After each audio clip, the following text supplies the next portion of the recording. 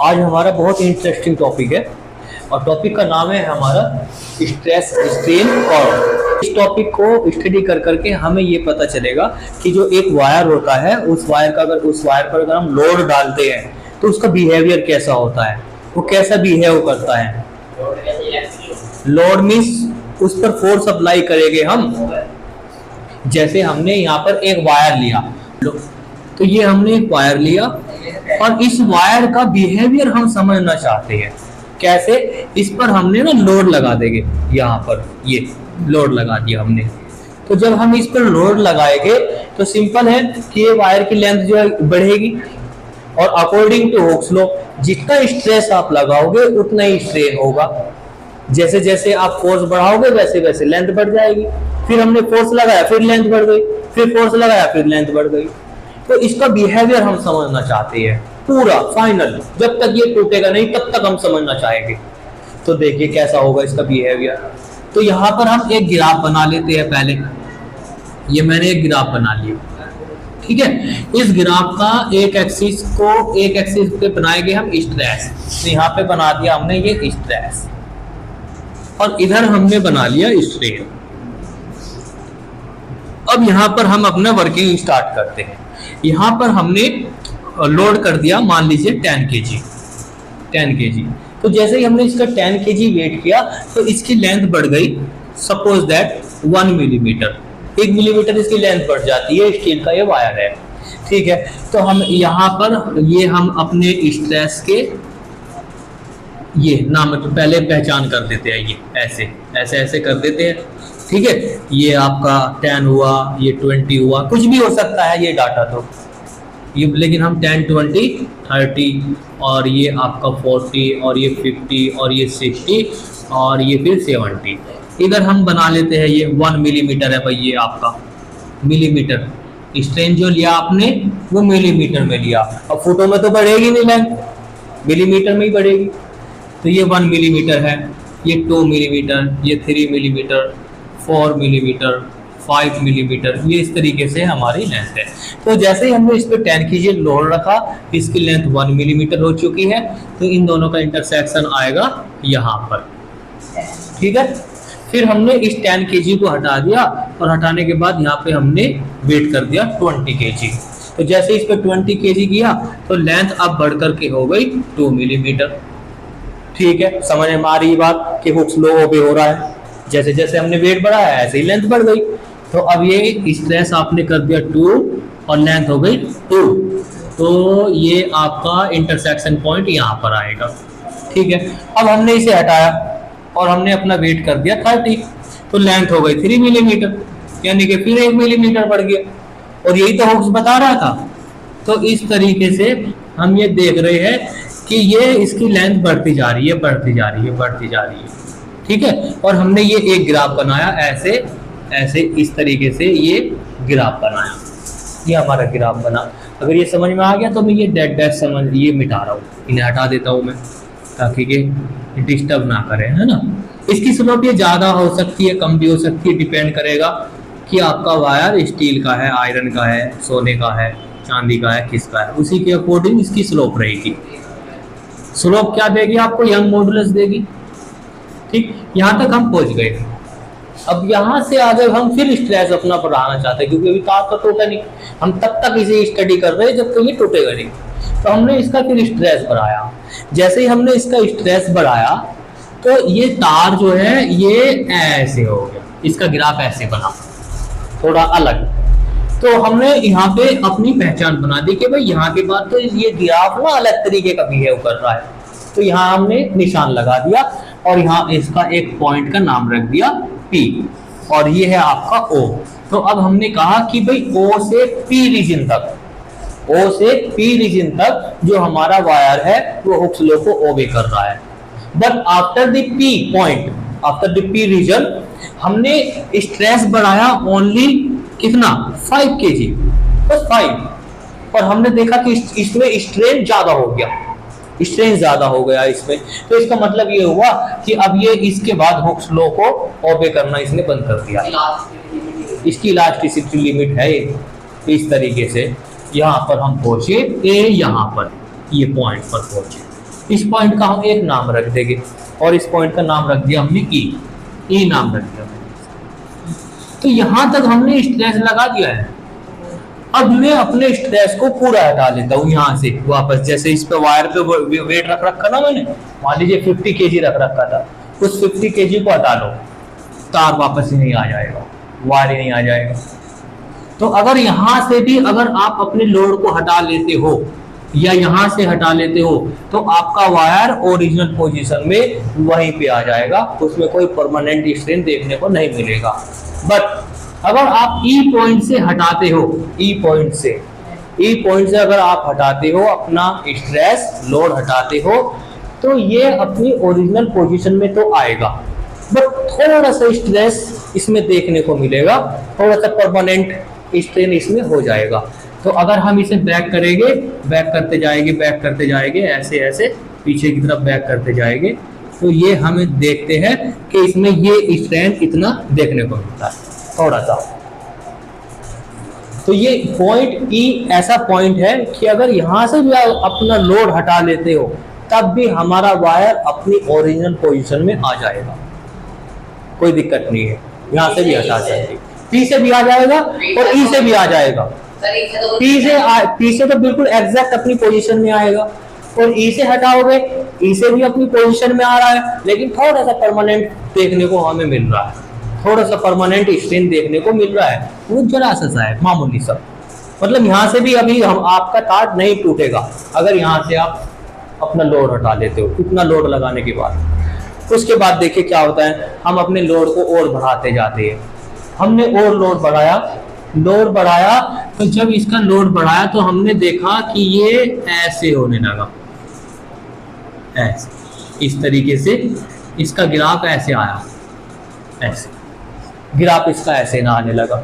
इसका मतलब ये हुआ कि आपने केवल इतना सा स्ट्रेस बढ़ाया। देखो ये देखो यहाँ पे आपने ये स्ट्रेस बढ़ाया है कितना, यहाँ पे आओ, ये लो जी, और पहले स्ट्रेस कितना था यहाँ पे, ये लो।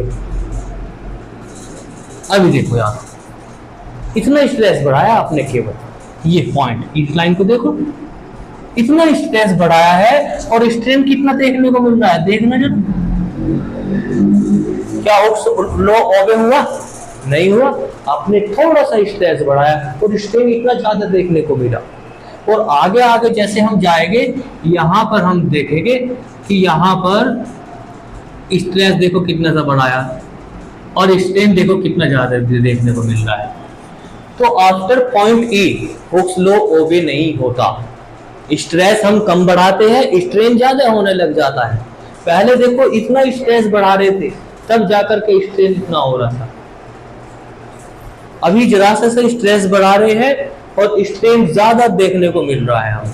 तो हम ऐसे बढ़ाते बढ़ाते गए और आफ्टर पी पॉइंट के बाद जो है, सॉरी ई पॉइंट के बाद हम देखते हैं कि तार का बिहेवियर बहुत अलग तरह का हो चुका है और ये ग्राफ इस तरीके की शेप होने लगी है ग्राफ की, और स्ट्रेस जरा से स्ट्रेस को बढ़ाने से बहुत ज्यादा स्ट्रेन देखने को मिल रहा है।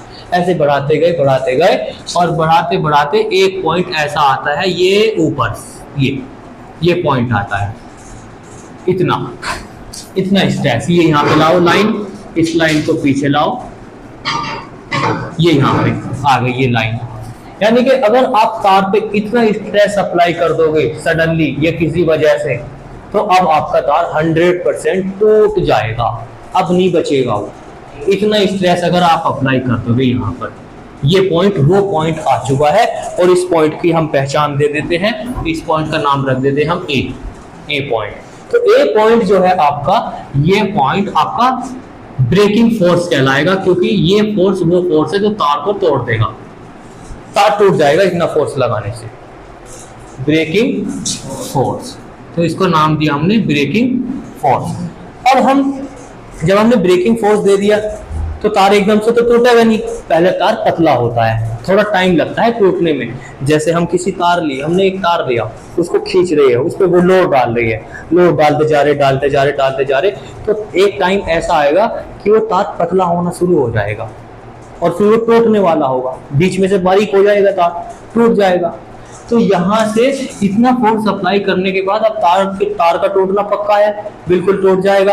और हम ये देख रहे हैं कि ये जो तार है अब नीचे की तरफ जा रहा है, टूटने के लिए जा रहा है, रेडी है टूटने के लिए, खींचता जा रहा है, खींचता जा रहा है, खींचता जा रहा है, खींचता जा रहा है। अब हमें पता है कि तार तो टूटने वाला है, तो हमने क्या किया, अपने लोड को हटा के एक तरफ फेंक दिया कि तार टूट जाएगा, हटा दो, लोड हटा दो, सब हटा दो, लोड हटा दो, नहीं तो तार टूट जाएगा। हमने सारा लोड हटा दिया, फिर भी हमारा तार नहीं बचा, वो टूट ही गया। वो अपने अंदर रिस्टोरिंग फोर्स पैदा नहीं कर पाया।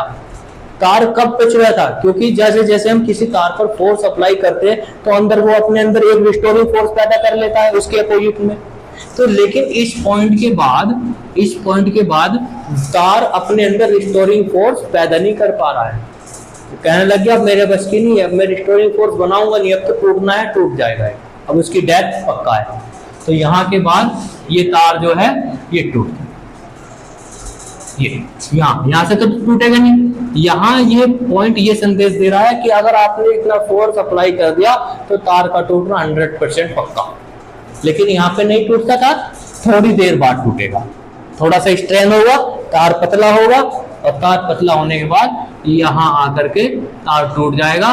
और इस पॉइंट को हम बोलेंगे, क्या नाम बोलेंगे इसका, ब्रेकिंग पॉइंट। तो एक पॉइंट का नाम है ब्रेकिंग फोर्स और एक पॉइंट का नाम है ब्रेकिंग पॉइंट। यहां से टूट जाएगा। ये सारे पॉइंट समझ में आ गए नहीं? ये वाला पॉइंट क्या है, इस वाले पॉइंट को क्या कहेंगे, इस वाले पॉइंट को कहेंगे, ये है लिमिट ऑफ इलास्टिसिटी, ई तक लिमिट ऑफ इलास्टिसिटी है। इससे आगे अगर आप जाओगे तो फिर वो लिमिट क्रॉस हो जाएगी, फिर तार अपनी ओरिजिनल पोजीशन में नहीं लौट सकता है। तो ये वाला पॉइंट है आपका लिमिट ऑफ इलास्टिसिटी, ये लिमिट इलास्टिसिटी है। तो अब यहाँ से हमने ये अपने ग्राफ से ये स्टडी की है नंबर 1 के ओपी रीजन जो है बच्चों, ये जो इतना रीजन है, ये इतना, ये रीजन जो है, कि जितना भी रीजन है, ये OP region elasticity limit Hooke's law को ओबे करता है। ये वाला रीजन ओबे हुक्स लॉ, ठीक है। और पीई रीजन क्या है, ओ से ई तक का रीजन कैसा है, ओ से ई तक लिमिट ऑफ इलास्टिसिटी का रीजन है। यहाँ तक इलास्टिसिटी उसमें बरकरार रहेगी, इससे आगे जो है वो टूट जाएगा, ठीक है। तो ये जो रीजन है आपका, ये इतना इधर का जितना भी होगा। नंबर 2 ये है आपका ओई रीजन। कैसा रीजन है भाई, ये रीजन ऑफ इलास्टिसिटी, ठीक। उसके आगे फिर कौन सा पॉइंट आया आपका,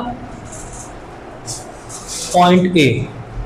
on further increasing the stress we comes to point A, and E to A region, E to A does not obey Hooke's law। जो EA है रीजन जो है आपका, EA region does not obey Hooke's law। ये Hooke's law को ओबे नहीं करेगा, तो यहाँ फेल हो जाता है Hooke's law। तभी तो लिखवाया था आपको डेफिनेशन में, with in the limit of elasticity. उसके बाद Hooke's law अप्लाई नहीं होता, does not obey Hooke's law। And point, ये जो पॉइंट है आपका पॉइंट ए, क्या नाम है, पॉइंट ए।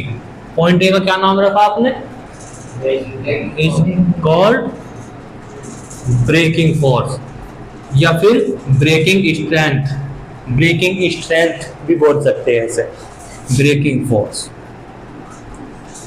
उसके बाद फर्दर, और अगर आप अपनी और वैल्यू बढ़ाओगे तो फिर कहां पहुंचोगे आप, पॉइंट बी। इसका पॉइंट बी का नाम है, बी पॉइंट क्या कहलाएगा आपका, breaking force, breaking point on further increasing stress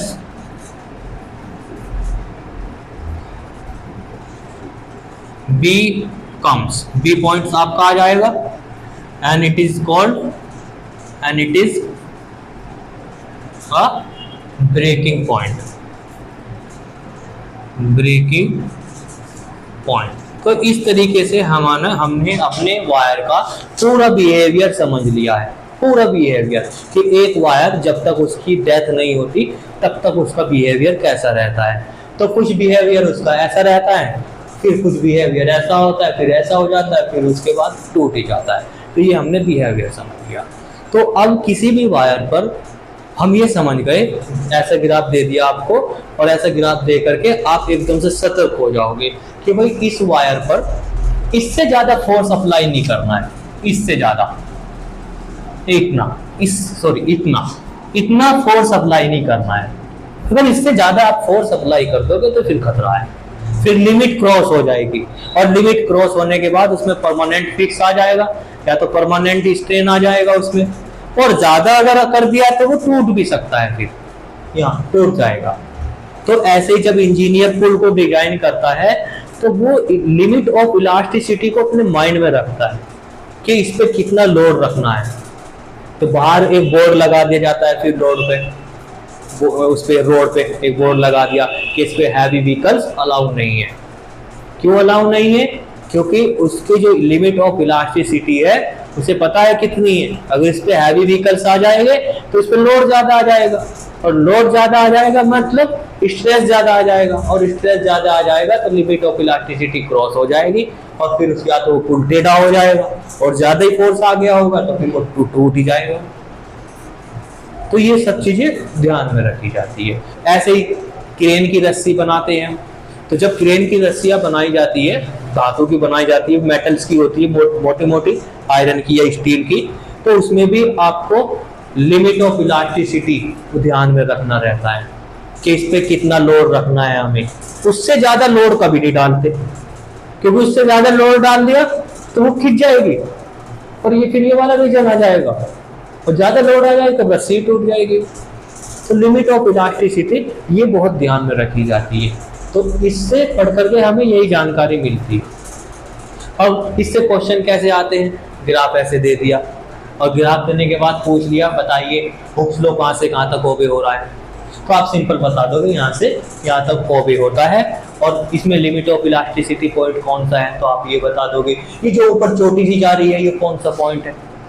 ये ब्रेकिंग फोर्स है, ठीक है। और क्वेश्चन ऐसे भी आते हैं, देखो तो मैं और क्वेश्चन बता देता हूँ।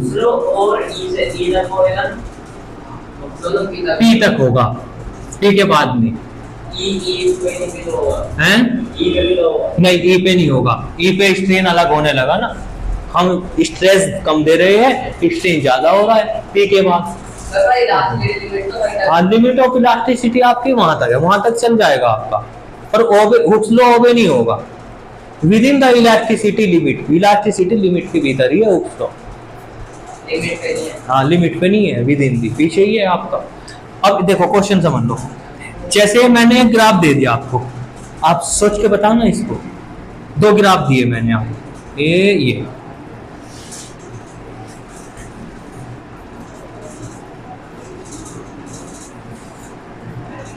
और एक ग्राफ आपको मैंने ये दिया।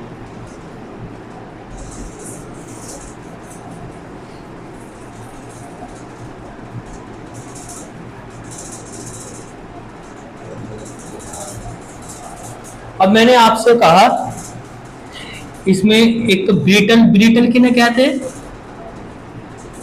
चलो मैंने आपको ये क्वेश्चन दे दिया कि आपके सामने दो ग्राफ हैं, इसमें से मुझे बताइए कि कौन सा ग्राफ ब्रिटल्स को प्रदर्शित कर रहा है और कौन सा मेटल्स को प्रदर्शित कर रहा है। मेटल्स के लिए कौन सा है और ब्रिटल्स के लिए कौन सा है, सोच के बताओ। ब्रिटल मीन्स वही जो चीनी मिट्टी के बर्तन होते हैं, कांच के बर्तन होते हैं, ब्रिटल्स उनको कहते हैं, और मेटल्स तो आप जानते ही हैं, बताओ।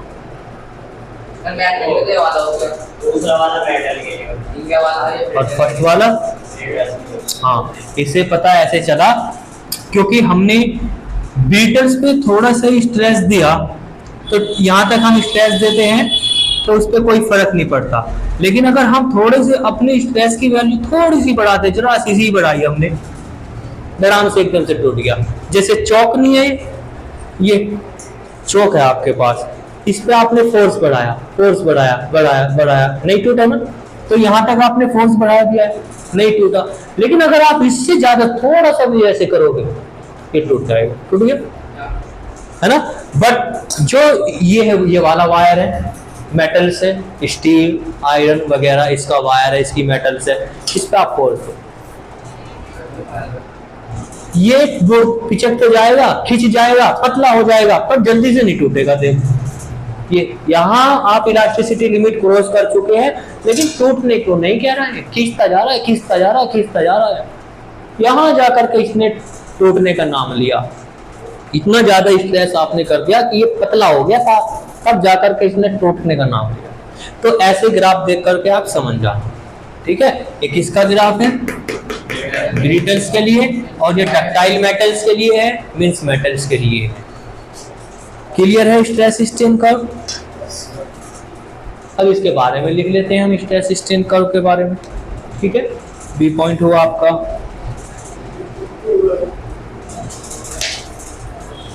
चलिए तो अब इसके बारे में लिखते हैं हम, ठीक है।